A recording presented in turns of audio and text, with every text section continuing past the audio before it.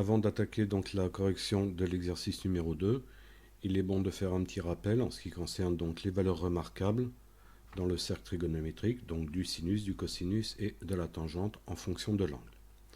Donc je rappelle le principe du cercle trigonométrique, donc le rayon OM par définition fait 1. On projette M sur l'axe des abscisses, on va définir ce qu'on appelle le cosinus de l'angle X, et on va projeter M sur l'axe des ordonnées, on va définir ce qu'on appelle le sinus de l'angle X. Alors première valeur remarquable qui est très simple de déterminer, c'est l'angle qui est égal à 0. Donc X est égal à 0, c'est-à-dire que le point M sera sur l'axe des abscisses.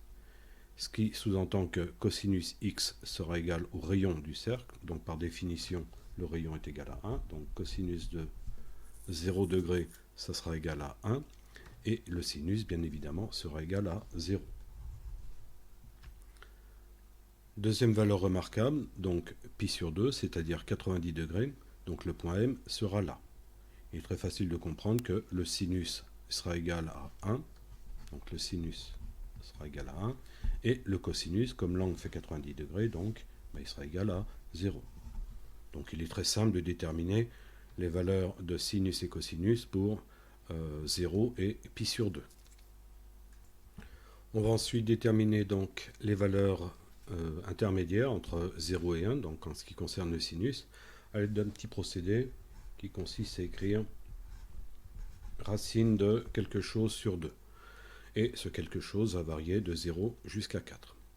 Donc je vais avoir d'abord racine de 0 sur 2, ensuite racine de 1 sur 2, racine de 2 sur 2, racine de 3 sur 2 et racine de 4 sur 2. Et là en fait on va retrouver donc les valeurs intermédiaires. Alors facile à repérer, donc racine de 0 divisé par 2, ça nous donne bien évidemment 0. Racine de 1 divisé par 2, racine de 1, c'est 1, tout simplement. Donc je vais obtenir 1 demi. Racine de 2 sur 2 et racine de 3 sur 2, donc ça ne change pas. Racine de 2 sur 2 et racine de 3 sur 2, ça ne change pas. Je me suis arrêté à racine de 4 sur 2, pourquoi ? Parce que racine de 4, ça nous fait 2, et 2 divisé par 2, ça nous fait bien 1. Donc voilà comment on détermine les valeurs remarquables donc pour le sinus. Pour le cosinus, c'est très simple. Il suffit en fait de recopier les valeurs, mais en partant de 1. Donc j'aurai racine de 3 sur 2, racine de 2 sur 2, ensuite racine de 1, c'est-à-dire 1 sur 2, et je retombe sur 0. Alors on remarque que on a une valeur commune, racine de 2 sur 2 et racine de 2 sur 2. Donc ça, c'est quelque chose qui permet de reconnaître un angle de 45 degrés, puisque le sinus est égal au cosinus. Donc là, je peux mettre comme valeur remarquable, donc, pi sur 4. Alors pi sur 4, je rappelle que c'est 45, donc c'est une valeur remarquable, puisque le sinus est égal au cosinus. La valeur remarquable avant, c'est tout simplement 30 degrés, c'est-à-dire pi sur 6. Et la valeur donc comprise entre pi sur 4 et pi sur 2, ça sera donc ça sera le double de pi sur 6, c'est-à-dire 2 pi sur 6, c'est-à-dire pi sur 3.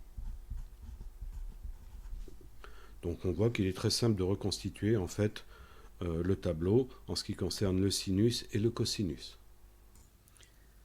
Exercice numéro 2, première question, on nous demande de calculer arc cosinus de 2 pi sur 3.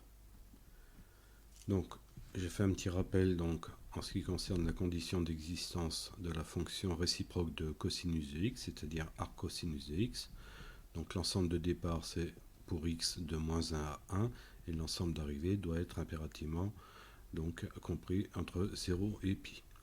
Alors dans le cas qui nous intéresse, on voit qu'on a un angle de 2 pi sur 3, donc cet angle est bien compris dans l'intervalle de 0 à pi.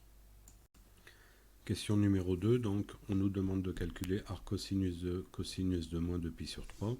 Donc je rappelle les conditions d'existence pour la fonction arc cosinus de x. Donc x doit être compris entre moins 1 et 1, et donc l'arc doit être compris entre 0 et pi. Donc là on voit tout de suite qu'il y a un problème, puisque moins 2pi sur 3, donc n'appartient pas à l'intervalle de 0 à pi. Si on trace donc dans un cercle trigonométrique un angle de 2pi sur 3 et moins 2pi sur 3, on voit que en fait ces deux arcs ont même valeur de cosinus. Donc je pourrais en tenir compte en disant que arc cosinus de moins 2pi sur 3 est égal à arc cosinus de 2pi sur 3.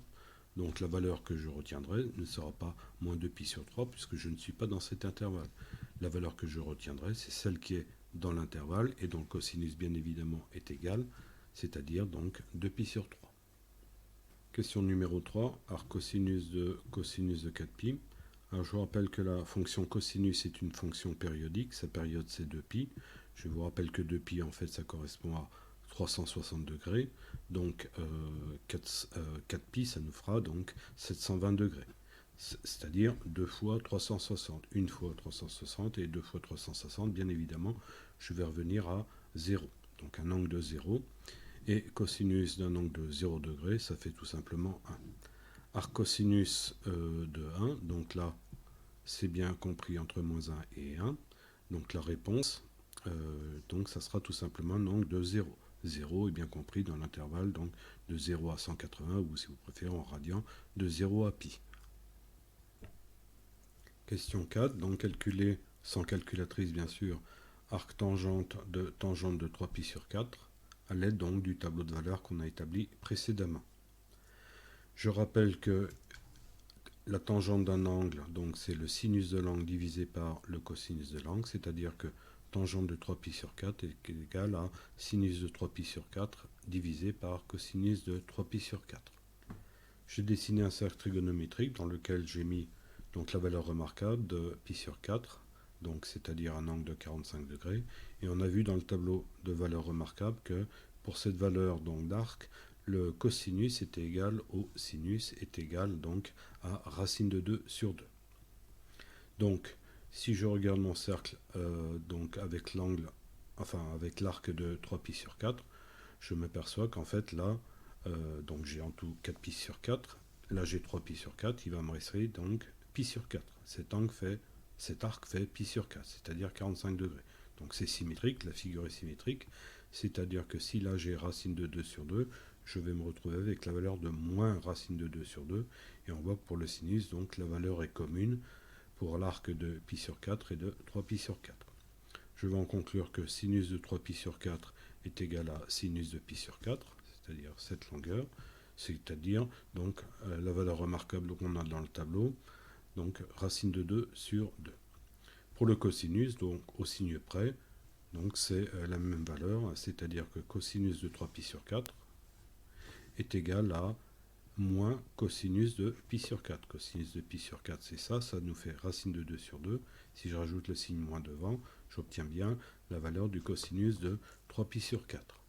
Je peux en conclure que tangente de 3pi sur 4, donc ça sera sinus de 3pi sur 4, c'est-à-dire sinus de pi sur 4, c'est-à-dire racine de 2 sur 2, divisé par cosinus de 3pi sur 4, c'est-à-dire moins cosinus de pi sur 4, c'est-à-dire moins racine de 2 sur 2. Ce qui fait que ma tangente sera égale à moins 1.